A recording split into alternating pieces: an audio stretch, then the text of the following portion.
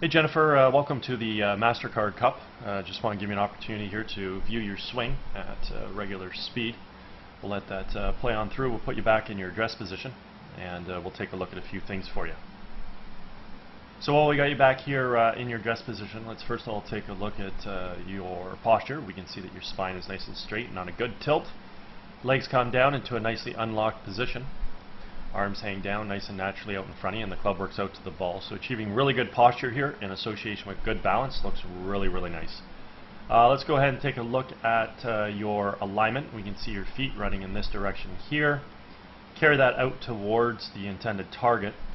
Theoretically, your club face is supposed to run parallel to your feet, and parallel lines on camera would have an appearance to converge. And with that philosophy in mind, we can see that you're pretty much set up right down the left center of the fairway, so that's great as well. Still a little split screen comparison between you and Chella Choi. We got some color coded lines up on the screen to use as a visual reference as it pertains to swing plane. We'll switch Chella over to left-handed. We can see as she initiates her takeaway, she creates good shoulder rotation, drawing her arms and hands back as well as the golf club.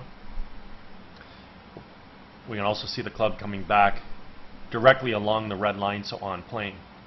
Through the early stages of the golf swing, we also want to incorporate good wrist hinge into play, whereby we're going to transition the club head from currently being below and in front of our hands to getting that club head now above and behind our hands. Very important move in the transitional hinge here during the takeaway.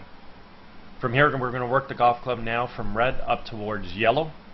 When we finally set the club at the top of the backswing, we're going to have the right arm of the golf club pretty much situated on the yellow line. Full shoulder rotation. We're going to do that about a very stable left leg.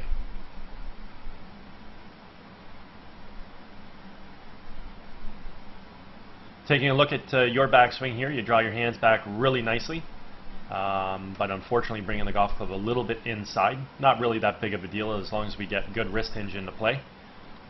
We can see here that you have a tendency of maybe turning your right hand underneath the club a little right there, and that's going to inhibit correct wrist hinge. Doesn't mean you can't still create some, but it's going to inhibit proper wrist hinge, whereby if we were to roll the forearms a little bit more, we'd get a little bit of different wrist action coming through to here.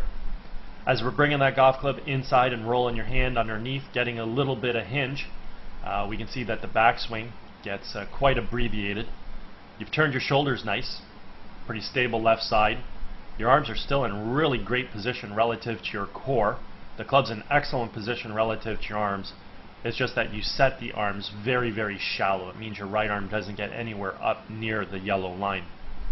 From here, as we create our transition back into the ball, simply want to move our weight from our left foot to our right foot. We want to fire the knees and the hips laterally to the target, unwind our core, and fire our hands. And in doing so, we want to make sure we're bringing the golf club from that yellow line back down on top of red. And that's exactly what we see here with Chella Choi. We see the golf club returning right back onto plane. The other thing we want to point out at this stage of the golf swing is the relationship between the lead forearm and the golf club. I refer to this as the check mark position. It simply means the club head right now is remaining above and behind our hands coming into the hitting zone. And this is what's going to give us a lot of power in our golf shot. Aside from the fact that she's also going to hit the ball straight, due to the fact that the club has returned back to plane as we already pointed out, which is a main criteria in producing straight golf shots. Now, one thing I want to point out is that if we go back down to address, I'd stipulated that in the early part of the golf swing here, creating this hinge and getting the club head from below and in front of our hands to getting the club above and behind our hands was very important. What I want you to notice is basically we have that exact same backwards check mark when we do that. The only difference is we can continue to complete that hinge, get to the top of the backswing, and as we come back into impact, we're right back in that exact same check mark position. So a very, very important part of the golf swing.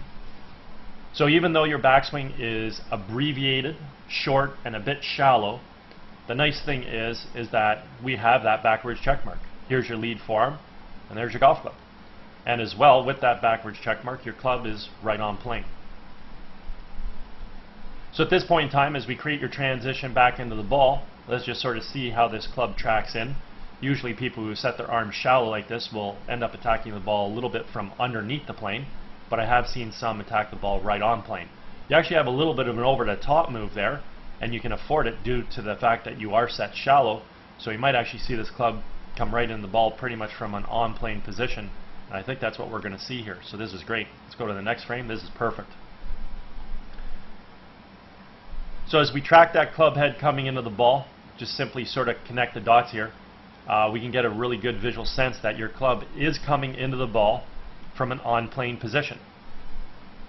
Pre-impact, we were also retaining some angle, as we see here,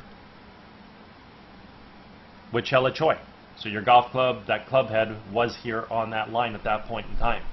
So you will be able to create some power, and you will also be able to hit the ball relatively fairly straight due to the fact that the club's coming into the ball from on plane, as long as the club face squares up at impact. So let's just follow Chela's club coming into the ball. The only difference is with her, we see the club actually coming into the ball perhaps just a little bit from underneath the plane.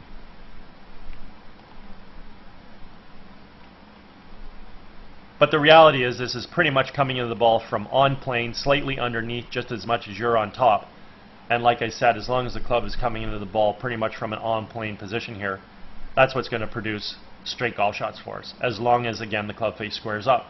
So last thing I really want to take a look at coming into the impact is I want to see if your club face actually squared up or not. Looks like it's squared up pretty nicely right there.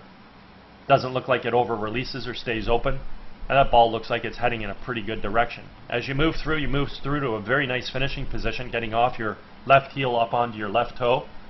That's superb. Overall, you got some really nice athletic characteristics in your golf swing. Your hands work really well. They come back, they fire through. Your core works well. You coil back, you uncoil through. You've got good footwork that allows you to carry yourself through to a finish. Looks really, really nice. Your alignment's good. It's a hair to the left. Your backswing obviously goes a little bit inside, stays shallow, and is a bit abrupt. So obviously that's maybe something we'd like to fix a little bit, achieve a little bit of a longer backswing would be ideal. But nonetheless, you're coming in the ball from on plane, and you're doing a pretty good job here squaring that club face up at impact. You may even actually get that club face a bit closed at impact to prevent the ball from going down the left side of the fairway, because that's where you're aimed. And by getting that club face a little bit over closed, it allows that ball to start a little bit more to the right. So what we can see here, we can see the ball definitely taking off. Let me just back it up, catch the ball again. There it is there. So basically your golf ball is flying in the air right at the tip of that arrow. So that's right down the center of the fairway. So as long as the club face did not over release, the ball won't draw too far to the right, and you won't miss the center of the fairway. Okay? Anyways, fantastic job. Hope you had a great day, and hope you enjoyed getting an opportunity to see your swing on video.